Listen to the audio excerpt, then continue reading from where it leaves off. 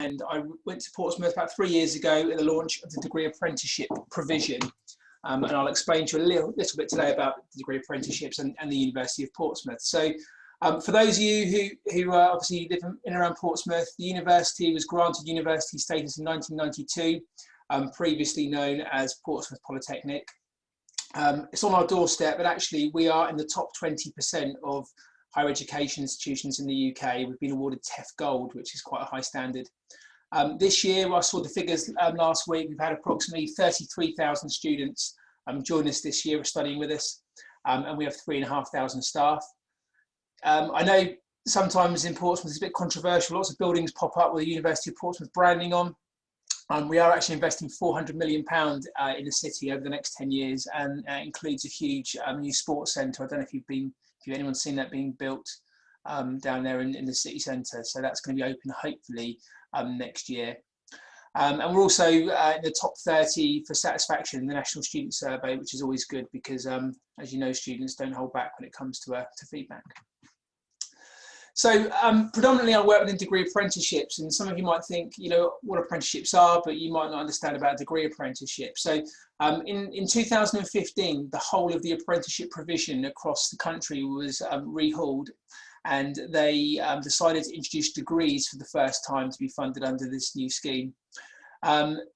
They were redesigned to meet the occupational standards. So what they wanted to achieve was that somebody could finish this degree whilst working and then walk into a job or stay with the current employer and have exactly what they needed to continue in that career. There are 182 standards at the moment across higher education, so lots of choices for people. We don't offer all of those, unfortunately, but there is 182 standards ranging from hospitality management through to nuclear physicist. One of the key areas is that it removes barriers to higher education and widens participation. So many people, for example, who've gone straight into employment, and I was one of them from leaving college, if they wanted to retrain a bit older or perhaps after a career break, to quit their jobs and go full-time into higher education is not something that everyone can achieve due to commitments. So degree apprenticeships are able to remove some of those barriers. So in effect, what is a degree apprenticeship? It means you're employed and salaried, so you gain an income whilst learning on the job. You can study both level 6 and level 7 qualifications, so that is a BA Hons or a BSc or even a master's level qualification. They can take between 1 and 6 years depending on the area that you choose. We offer architecture, for example, and that is split into 2 parts. So the first part is for 4 years, which is called your part 1. And then once you completed that, you then embark on your professional accreditation to part 2 and part 3, which is another 4 years. So in effect, that's an 8-year program, which can be funded under the apprenticeship scheme. 20% of your working time, so approximately 1 day per week, should be given to you for delivery of training and to study whilst working. And apprentices are entitled to the same employment benefits as anybody else. So they're entitled to the same holiday and sick pay benefits that another employer would offer to any other employee. And alongside, you know, the training, you get support from your employer and obviously your university or training provider to achieve both in the classroom and in the workplace. So as an example, these are some of the areas that we offer at the university at the moment. Some of those you might think, oh, I didn't know about that. So electronics, project management, civil engineering, chartered surveying, architecture, risk and safety. Interestingly, there, police constable level 6. Now, I don't know if anyone knew that actually the University of Portsmouth have been quite pivotal in designing the police apprenticeship standard, along with a couple of other universities. And so Hampshire Constabulary, for example, are training with us. And we're part of a group that also delivers to the Met as well. So that's quite a popular one. And that is the new route. I think if you've seen someone like Priti Patel saying the 20,000 new police officers coming in, most of those people would come through a degree apprenticeship nationally and go through. So that's a really exciting time for us. Biomedical science there, obviously that's NHS based. An academic professional, that's for teaching people within higher education. These are some of the areas that we're looking to develop and actually deploy in the next kind of 12 months or so. So nursing at level 6, teaching, cybersecurity. Obviously, cybersecurity we've found out today is a very important area. digital technology solutions, and journalism at level 7. So obviously we've got a couple of people here today that run very successful media organisations. Journalism might be something you might want to consider. Excuse me, my dog's trying to get into the door and scratching. She might go away here, scratching at the back. So how is it taught and assessed? So it's blended learning at the moment. I have to say most of it is face-to-face, although there are some areas that is online. Some of the face-to-face delivery at the moment is reserved really for those hands-on practical vocations. So nursing, for example, it'd be very difficult to learn that online. So we are delivering face-to-face for the majority of that provision. There is teaching by professionals and academics, and the assessments include work-based learning and work-related assignments. So it really puts into perspective what you're doing on a day-to-day basis, and then you're able to use that as the area to study. So it actually has a real good impact on the workplace. And there's dedicated study support throughout the programme. So if people, for example, are returning to education, maybe never have studied at degree level and a bit apprehensive, we provide really comprehensive support where you can send through your work to get feedback from people before you submit them.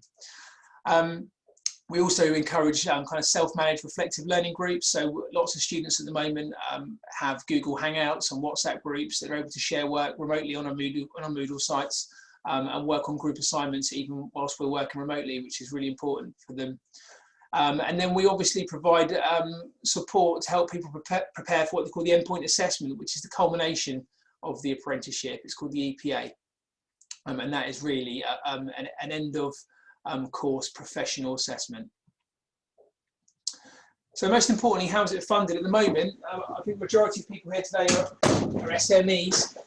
So the government are funding 95% of your training costs. So for example, the level 6 project management there is an example, and that's a 3.5-year course, and the cost of that is £22,000.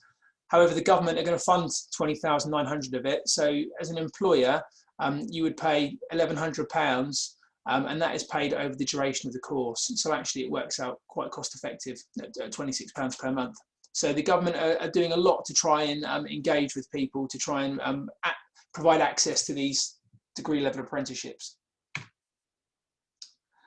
There's also employer incentives at the moment. Now I know not everyone here has employees. Some people are obviously self-employed or micro businesses, but if you're going to employ someone through the apprenticeship scheme, it's pretty clear there you can gain £2,000 if they're aged between 16 to 24, and even for 25 and over, you will receive £1,500. And then there is some additional incentives available depending on that person's circumstances. So obviously if they're under 25 and have what they call an EHCP, or coming out of care of the local authority, there's additional incentives. And there's also an organisation in the south called the Solent Apprenticeship Hub, and they work with really big businesses who are paying into what they call an apprenticeship levy. And that means they're able to transfer money to you sometimes to pay for your training. And it's all part of their corporate and social responsibility. So it might be, that you might not pay any fees towards the courses. Really importantly, eligibility for degree apprenticeships. You have to be a UK resident now for the previous 3 years prior to starting the programme. It used to be within the European Union. Unfortunately, they've stopped that as of the 1st of January.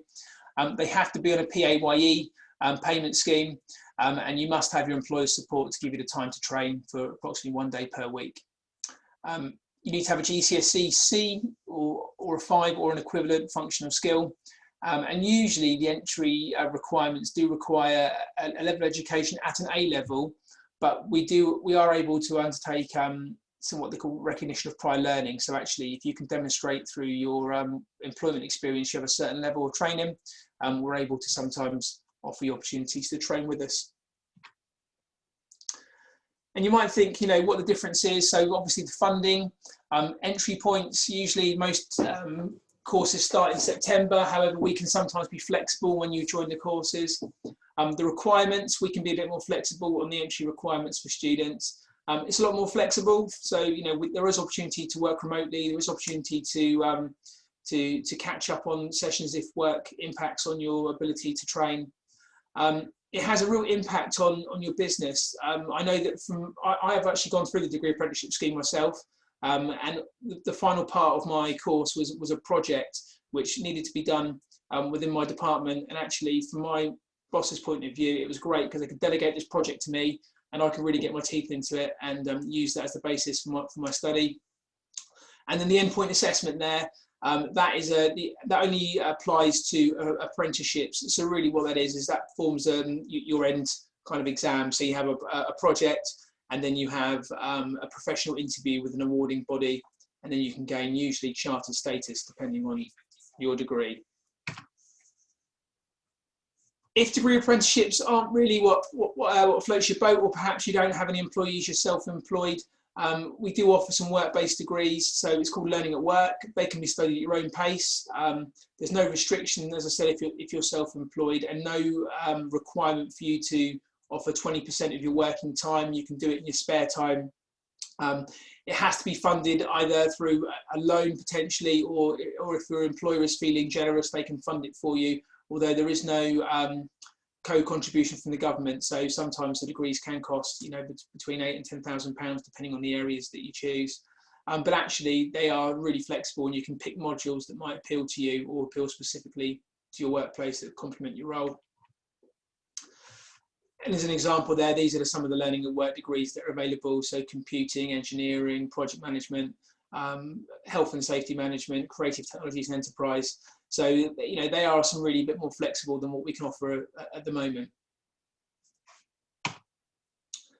So that really is it on degree apprenticeships. I didn't want to kind of bend your ear too much on it, but I thought, if anyone's got any questions, I'm happy to answer any questions. I'm here every week anyway, so feel free to shoot me a message and have an informal chat with me. But if I can be of any assistance to you about any apprenticeship query, whether it's through degree apprenticeships or even level 2s and level 3s, then please feel free to get in touch, and thank you for listening.